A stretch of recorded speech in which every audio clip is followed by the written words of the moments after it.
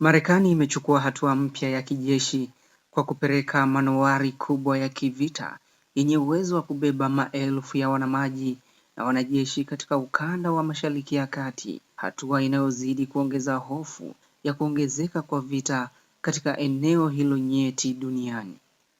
Kwa mujibu wa maafisa watatu wa Marekani waliozungumza na shirika la habari la Reuters, manowari hiyo ya kivita aina ya Amphibious Assault Ship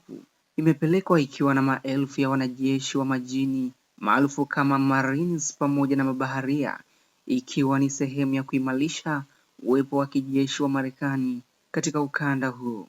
Maafisa wawili kati ya hao wameeleza kuwa hadi sasa hakuna uamuzi rasmi uliofanywa wa kupeleka wanajeshi moja kwa moja ndani ya Iran, lakini hatua hiyo inalenga kujenga uwezo wa kijeshi kwa ajili ya operesheni zozote za baadaye zitakazoweza kujitokeza katika eneo hilo. Ikulu ya Marekani, White House, imeelekeza maswali yote kuhusu hatua hiyo kwa Wizara ya Ulinzi ya Marekani, Pentagon, ambayo hadi sasa haijatoa maelezo ya kina kuhusu operesheni hiyo mpya ya kijeshi.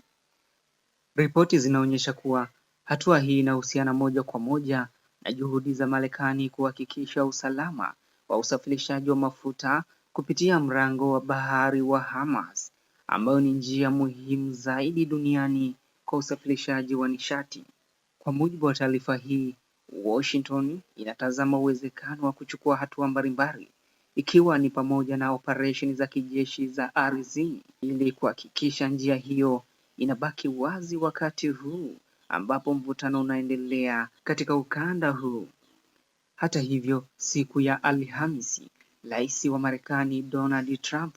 aliwaambia waandishi wa habari kuwa kwa sasa hakuwa na mpango wa kupeleka wanajeshi katika maeneo mapya, akisisitiza kuwa Marekani haiweki wanajeshi popote kwa wakati huu. I'm not putting troops anywhere. If I were, I certainly wouldn't tell you, but I'm not putting troops.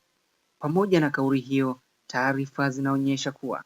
nyongeza ya wanajeshi waliotumwa sasa itaongeza idadi ya wanajeshi wa Marekani waliopo Mashariki ya Kati kufikia takribani 50,000, hali inayoashiria kuimarika kwa uwepo wa kijeshi wa taifa hilo katika eneo la Mashariki ya Kati. Katika hatua nyingine, Trump ameendelea kuonyesha hasira zake dhidi ya washirika wa Marekani,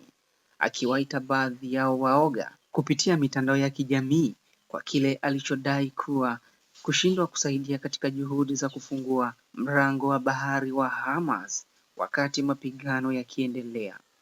Wachambuzi wa masuala ya kijeshi wanasema kuwa hatua hizi zinaweza kuwa ishara ya maandalizi ya operesheni kubwa zaidi, hasa ikiwa juhudi za kidiplomasia hazitafanikiwa kupunguza mvutano uliopo kwa sasa.